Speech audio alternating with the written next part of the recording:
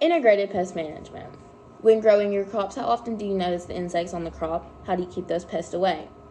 Integrated pest management, or IPM, is a process you can use to solve pest problems while minimizing risks to the people and to the environment.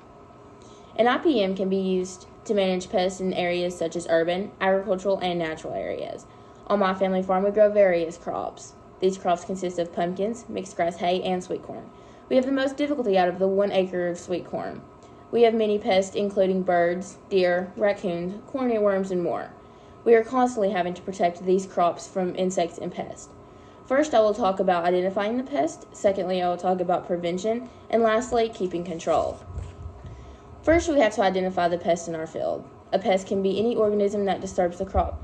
According to the University of Kentucky Extension, the pests that will most bother your sweet corn are worms, deer, birds, and raccoons.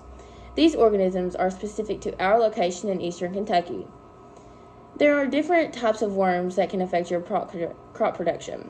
For example, the corn earworms can be found at the ear tips or in the silk.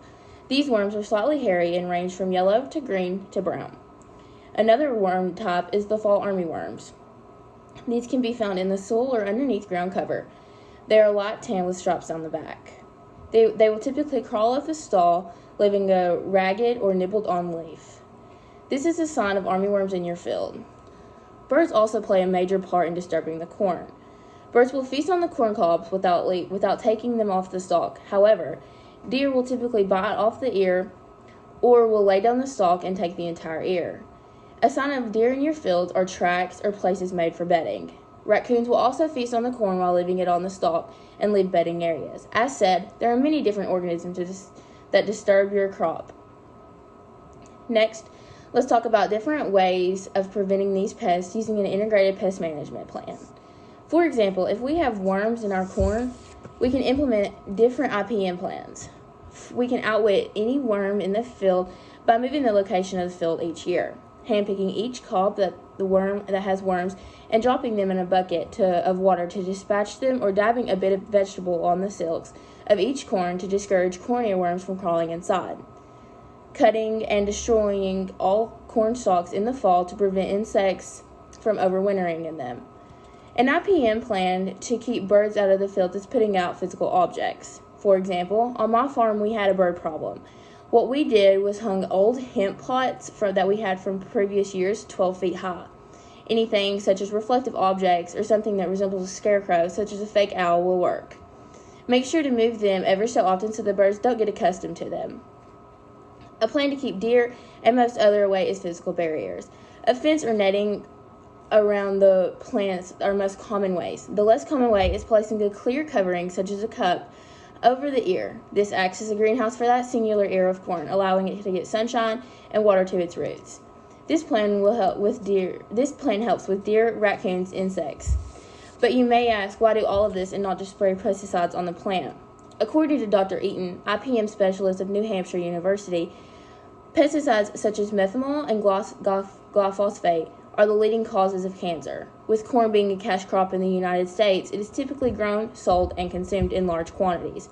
Corn is used in almost all foods, whether it be corn syrup or in the kernels. By using these pesticides early in the field, each kernel carries it. This causes the consumers to be infected with the pesticides, leading to cancer. Using an IPM plan, you can escape this problem and protect the consumers. Lastly, let's talk about keeping control over the pest after implementing your IPM plan. Once you've identified the pest, implemented an IPM plan, the last thing to do is keep control over the pest. Effective, less risky pest controls are used first, including highly targeted chemicals, such as pheromones, to disrupt the pest mating, or mechanical control, such as trapping or weeding. Both are very useful and help tremendously with helping the pest without using pesticides or chemicals. Another way to control pests is crop rotation, moving the location of the field each year. This will help the animals from remigrating each year and eventually from coming back. Each of these examples will benefit your crops without you having to damage your crops and soil with chemicals. If later on you notice that your IPM plans are not working, you may resort to using pesticides and herbicides. Pesticides are a chemical, typically spray-on, that go on the plant and kill the pest. Herbicides are used for killing undesired plants such as weeds in the middle of a row crop. Both of these are applied several times a year for effective use. These can be expensive and, if not applied correctly, non-effective. In summary, sweet corn is easily affected by insects and pests, but there are many different IPM plans that we can implement. To create an IPM plan that fits your location, including geography and climate, you must identify the pests and insects disturbing your field. Then you can make an integrated pest management plan based on which organisms bother your crop production. And lastly, keep control over the pest. Integrated pest management plans are very effective and efficient while protecting your crops, soil, and all the surroundings.